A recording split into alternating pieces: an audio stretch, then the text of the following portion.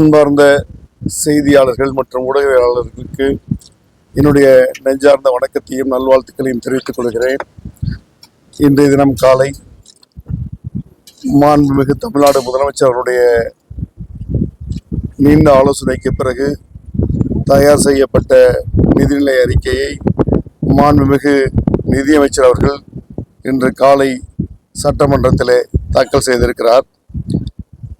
ஒரு சிறப்பான நிதிநிலை அறிக்கையாக அனைத்து தரப்பு மக்களாலும் குறிப்பாக பொதுமக்களால் விரும்பி வரவேற்கப்படுகிறது. ஆதிச்சநல்லூர் கீழடிகளை தொடங்கி இன்று இருக்கக்கூடிய ஆர்டிஃபிஷியல் இன்டெலிஜென்ஸ் என்று சொல்லக்கூடிய நவீன தொழில்நுட்பம் வரை அனைத்து தரப்பையும் உள்ளடக்கிய அனைவருக்குமான வளர்ச்சியை சொல்லக்கூடிய ஒரு நிதிநிலை அறிக்கையாக இந்த அறிக்கை இன்று வெளிவந்திருக்கிறது.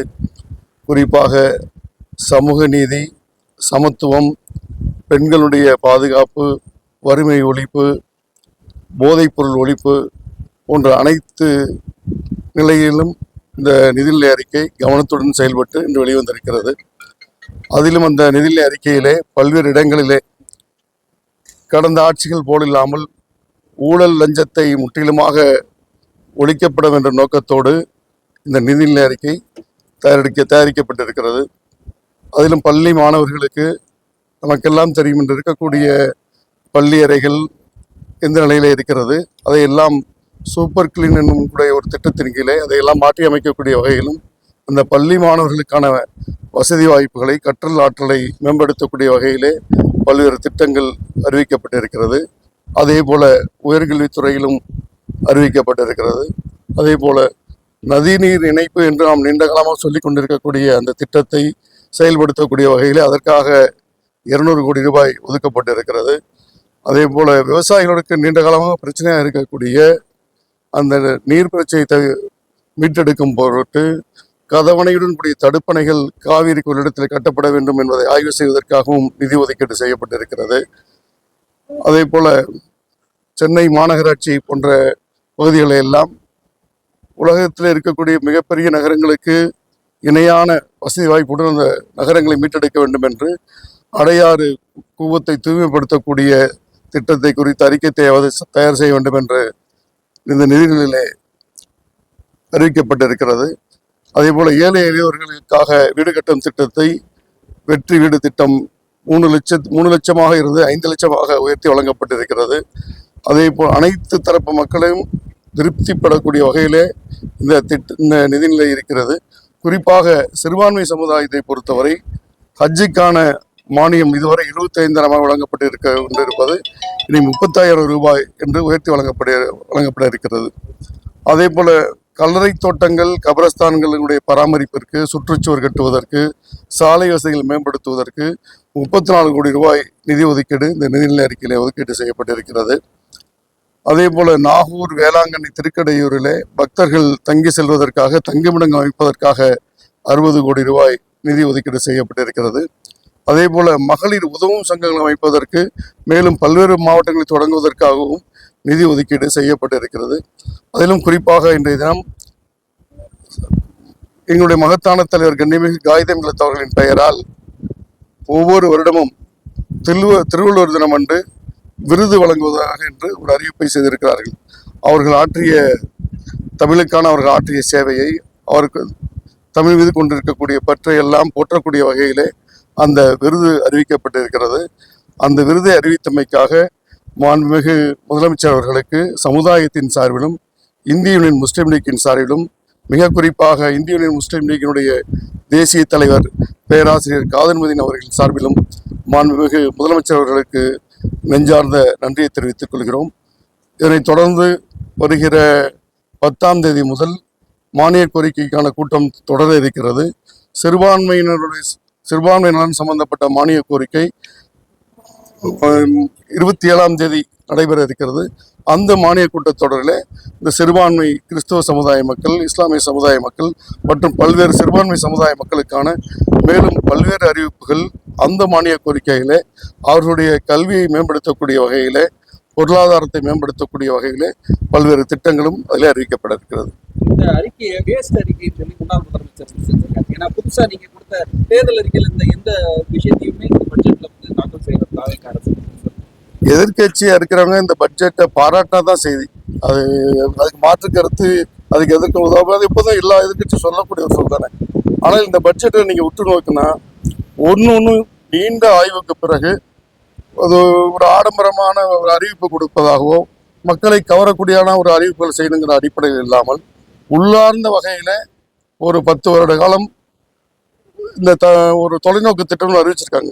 அந்த தொலைநோக்கு திட்டத்தை செயல்படுத்தக்கூடிய வகையில் என்னென்னலாம் அதுக்கான அஸ்திவாரங்கள் போடப்படக்கூடிய என்ற அடிப்படையில் அதுவும் ஒரு 2 வருடத்திலே அதையெல்லாம் செயல்பாட்டுக்கு கொண்டக்கூடிய வகையில் அடித்தளமிடக்கூடிய வகையில் இந்த நிதிநிலை அறிக்கை தாக்கல் செய்யப்பட்டிருக்கிறது. நிச்சயமாக மக்கள் விரும்பக்கூடிய வகையிலே அதனுடைய செயல்பாட்டுக்கு வரும்போது மக்கள் அதனுடைய பலனை நிச்சயமாக உணர்வார்கள். எதிர்க்கட்சி தலைவராக இருக்கக்கூடிய உதயநிதி வந்து இதுக்கு இந்த பட்ஜெட்டுக்கு வந்து 0 மதிப்பு கொடுத்திருக்காரு. அது எப்படி நீங்க ஏதாவது சொல்லிட்டேன். இப்போ அவர் எதிர்கட்சியா இருக்கக்கூடியவங்க அதை பாராட்டினா தானே செய்தி. இது எதிர்ப்பு தெரிவித்து 0 சொல்றது, 5 மார்க் 10 மார்க் சொல்றது இயல்பா விமர்சனத்தில் சொல்றதானே. ஆளுங்கட்சியை மெச்சக்கூடிய எதிர்கட்சி என்னைக்கு இருந்திருக்காங்க, அந்த இதில் அவருக்கு சொல்றாங்க. இன்னும் சொல்ல போனாலும் இதுவரை நடந்து வந்த ஆட்சிகள் எல்லாம் எந்த நிதிநிலைக்கு எப்படி அறிவித்தார்களோ அதை விட சிறப்பான ஒரு நிதிநிலையாக இருப்பதற்கு ஒரு காரணம் நிச்சயமாக ஊழலற்ற ஒரு நிர்வாகம் என்ற காரணத்தினால் வருடம் பல்லாயிரக்கணக்கான கோடிகள் இது போன்ற விஷயங்களுக்காக லீக்கேஜ்னு வார்த்தை சொல்லிக்கிட்டே இருக்காங்க அந்த பட்ஜெட்டில். அது மாதிரி போனதெல்லாம் தடுத்து நிறுத்தினாலே லட்சக்கணக்கான கோடிகள் இந்த தமிழக மக்களுக்கு தமிழ்நாட்டுக்கு நலன்படக்கூடிய வகைக்கு அது திட்டங்களாக உறுப்பெறுவது மாற்று கருத்தில்லை. அதையெல்லாம் என்ன அதெல்லாம் அதை கண்டுதான் அந்த பதட்டம்லாம் எனக்கு எதிர்கட்சி தலைவர்களுக்கெல்லாம். அதே போல் இந்த ஊழல்லாம் ஒழிச்சிட்டாங்கன்னா வருஷத்துக்கு ஒரு 1 லட்சம் கோடி இந்த ஆட்சிக்கு மிச்சப்பட்டதுன்னா அதை வச்சு எவ்வளோ திட்டங்கள் செயல்படுத்தினாங்கன்னா தொடர்ச்சியாக இந்த ஆட்சி நிலை பெற்று விடுமே என்ற பதட்டம் தான் இந்த 0 மார்க் என்று சொல்றதெல்லாம். கடந்த திமுக அதிமுக ஆட்சி காலத்தில் திட்டங்கள் தான் இந்த பட்ஜெட்லயும் சொல்றாங்க. கறவை மாடு, ஆடு மாடு, அதான் புதுசா ஒண்ணு சொல்லுங்க. நீங்க புதுசா இவங்க என்ன சொன்னாங்கன்னு நினைக்கிறீங்க? இப்போ நீங்க இந்த வெற்றி வீடு கட்டும் திட்டம்ங்கிறதுல 3 லட்சங்கிறது 5 லட்சங்கிறது உயர்த்தினதே அது எத்தனை பல்லாயிரக்கணக்கான மக்கள் பலன் தரக்கூடிய ஒரு திட்டம். அதே போல தாய்மாமன் மோதிர திட்டம்னு கொடுக்குறாங்க. கிட்டத்தட்ட 500 லட்சம் கோடி அதுக்கானது. அது ஒரு புது திட்டம் அறிவிக்கப்பட்டிருக்கு. அதே போல இந்த திருமணம் செய்யக்கூடிய பெண்களுக்காக 8 கிராம் நாணயத்தில் அளவக்கூடிய நாணயம் ப்ளஸ் பட்டுப்புடவை வழங்கக்கூடிய ஒரு திட்டம் கொடுத்துருக்காங்க. அதே போல ஒரு துறையில் இப்போ நதிநீர் இணைப்பு திட்டம் கொடுத்துருக்காங்க. எல்லா துறையிலும் புதிதாக திட்டம் இருக்க தான் இருக்கு. கிட்டத்தட்ட 156 பக்கம். அது முழுமையாக நீங்கள் படிச்சீங்கன்னா தெரியும். ஒரு துறையின் சார்பிலும் ஏதாவது திட்டங்கள் இருக்க தான் செய்யுது. நான் நான் அமைச்சராக பொறுப்பேற்றிருக்கக்கூடிய சிறுபான்மை நலத்துறை சார்பில் 5 அறிவிப்பு இருக்குது. அதுவும் இல்லாமல் வரக்கூடிய 27ஆம் தேதி மானிய கோரிக்கையில குறைந்தது 10 திட்டமாவது இந்த சிறுபான்மை நலத்துறை நாங்கள் அறிவிக்கிறோம். இந்த நிதிநிலையில் அறிவித்த தொடர்ந்து அதேபோல ஒவ்வொரு துறையிலும் அது போன்ற அறிவிப்புகள் நிச்சயமாக இடம்பெறும். நிச்சயமாக ஒரு சிறப்பான நிதிநிலை அறிக்கை என்பது மாற்றுக்கிறது. எதிர்கட்சி தலைவரை கைது செஞ்சாங்க. கைது செய்து அதை வந்து சிறைப்படுத்த முடியாம தாவேக அரசு தோத்துருக்குன்னு நினைக்கிறீங்களா? ஏன்னா நேற்று திரும்ப அவரை வந்து விடுதலை பண்ணக்கூடிய சூழ்நிலை ஏற்பட்டிருக்கு. அதை எப்படி பாக்குறீங்க? இல்ல, நேற்று வந்து அவரை கைது செய்யப்படன்னு யாருமே சொல்லலை. அவர் பேசுனதுக்கு வரக்கூடிய கம்ப்ளைண்ட் அடுத்து அவர் விசாரணைக்காக தான் அழைச்சிட்டு போனாங்க. அது தஞ்சாவூர்ல கம்ப்ளைண்ட் விசாரணை அழைச்சிட்டு போனா விசாரணை முடிஞ்சு அனுப்பிச்சிட்டாங்க. அவர் கைது செய்யற திட்டம் யாரும் இல்லை. நேற்று கூட பேசிய மாண்புமிகு அமைச்சர் ராதாவர்ஜுன் அவர்களை கைது செய்யக்கூடிய திட்டம் அவங்க எதுவும் இல்லை. அவர் விசாரணைக்கே தான் அழைச்சிட்டு போறோம்னு சொன்னாங்க. அது அவங்களா ஏற்படுத்திய பரபரப்பு. கைது செய்யணும் இல்ல தவறு. இப்ப செய்தியாளர்களாகிய உங்களுக்கே தெரியும், பார்த்த அத்தனை பேருக்கும் தெரியும். சமூக வலைதளங்களே அதுக்கான விமர்சனங்கள் வருது. அவர் எப்படி பேசினாரு, எந்த இடத்துல அந்த வார்த்தையை நிறுத்தினாரு, அப்போ மக்களுடைய குரல்கள் என்னவா இருந்தது, அதை எப்படி ரியாக்ட் பண்ணாரு, இது எல்லாமே ஒரு அநாகரிகத்தோட உச்சமா தானே இருந்தது. அதை பார்க்க அவரும் மறுத்து பேசினாலும் பார்க்கக்கூடிய அனைவருக்கும் அது தெரிஞ்ச விஷயம் தானே. அது அனைவரும் எத்தனையோ பெண்கள் கண்டிக்க தானே செய்யறாங்க. இது ஆளும் கட்சி மாத்திரம் இல்லை, பொதுமக்களும் இன்னும் பல்வேறு அரசியல் கட்சியில் இருக்கக்கூடிய தலைவர்கள் அது கண்டிக்க தானே செய்யறாங்க. அதுவும் ஒரு மாண்புமிகு எதிர்கட்சி தலைவராக இருக்கக்கூடியவர்.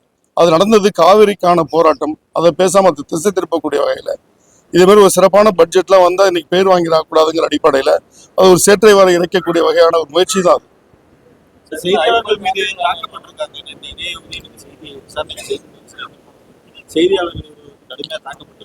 ஜனநாயகத்தின் 4வது தூணாக இருக்கக்கூடிய செய்தியாளர்களை மதிக்க வேண்டும், அவருடைய மாண்போடு நடத்த வேண்டும் என்பது மரபு. அதான் எல்லாரும் செய்யணும். அதை மீறி அதை யார் தவறு செய்திருந்தால் நிச்சயமாக வன்மையாக கண்டிக்கத்தக்கது. நிதித்துறை அந்த நிதிநிலை கூட்டத்தொடர் தொடர்ச்சியாக அவர் சொல்றாரு. ஏன்னா ஏற்கனவே வெள்ளை அறிக்கையிலே 10 லட்சம் கோடிக்கு அதிகமான கடன் இருக்குன்னு சொல்லப்பட்டிருக்குது. ஆனால் இந்த கடன்களை குறைப்பதற்கும் அதெல்லாம் அதுக்கான வட்டி கட்டுவதே ஒரு பெரிய சுமை இந்த அரசுக்கு இருந்துகிட்டு இருக்குது. இப்போ புதிதாக ஆட்சி பொறுப்பேற்று இருக்கிறது. வருவாயை பெருக்குவதற்கும் கடன் சுமையை குறைப்பதற்கும் அதற்கான முயற்சிகளை ஏற்படுத்தி கொண்டிருக்கிறது.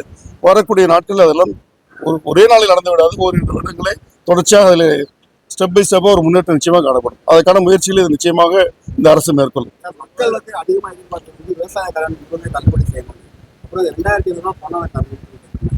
அப்புறம் அந்த அன்னபூர்ணியில் 6 சிலிண்டர் தரணும். இதெல்லாம் மக்கள் எதிர்பார்த்து இதனால தான் காலங்காலத்தில் பெரும்பாலும் வாக்களித்தாங்க. ஆனால் இந்த பட்ஜெட் அது எதுவுமே இல்லை. இல்லை, தேர்தல் வாக்குறுதியில் அவர் சொன்னது உண்மைதான், யாரும் மறுக்க இயலாது. ரெண்டாவது, வெற்றி பெற்ற பிறகு முதலமைச்சராக பொறுப்பேற்ற பிறகு இருக்கக்கூடிய நிதிநிலை குறித்து ஒரு வெள்ளை அறிக்கையை தந்தார். அதோடு விவசாய கடனை பொறுத்தவரை முழுமையாக தள்ளுபடி செய்யாவிட்டாலும் 75,000 வரைக்கும் உள்ள கடனை தள்ளுபடி செய்கிற அடிப்படையில் 6,000 கோடி ரூபாய் கடன் தள்ளுபடி செய்யப்பட்டிருக்கிறது. ஒன்று. ரெண்டாவது, இந்த 2,500 திட்டம் சிலிண்டர் திட்டம்லாம் உடனடியாக இல்லைனாலும் வரக்கூடிய ஆண்டுகளில் நிச்சயமாக செயல்படுத்தப்படும். ஏன்னா சென்ற ஆட்சியிலும் இதே போல் 1000 ரூபாய் மகளிருக்கான குடும்ப உரிமை தொகைன்னு சொல்லி கிட்டத்தட்ட 3 வருஷம் கழித்து தான் கொடுக்கப்பட்டது. இப்போ ஆட்சிக்கு வந்து 2 மாதம் தான் ஆகுது. நிதிநிலையை பொறுத்து அடுத்தடுத்த வரக்கூடிய ஆண்டுகள் நிச்சயமாக அது அவங்களுக்கு நடைமுறைக்கு நிச்சயமாக வரும். சார், சென்ற ஆட்சினா அப்பதான் ஃபர்ஸ்ட் டைம் ஒரு ஸ்கீமை கொண்டு வராங்க.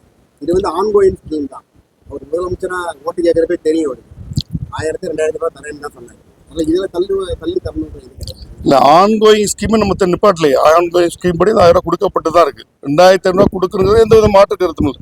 அது எப்போது கொடுக்கணுங்கிறத இந்த நிதிநிலை சூழ்நிலையை பொறுத்து சில மாதங்கள் சில வருடங்கள் தள்ளி நிச்சயமாக அது நடைமுறைக்கு வரும். அதிமுக திமுக திட்டங்கள்னா பேர் மாற்றம் அது சொல்லிட்டேனே, கேட்டது சொல்லிட்டேன். கேட்டு சொல்லி நன்றி. தேங்க்ஸ்.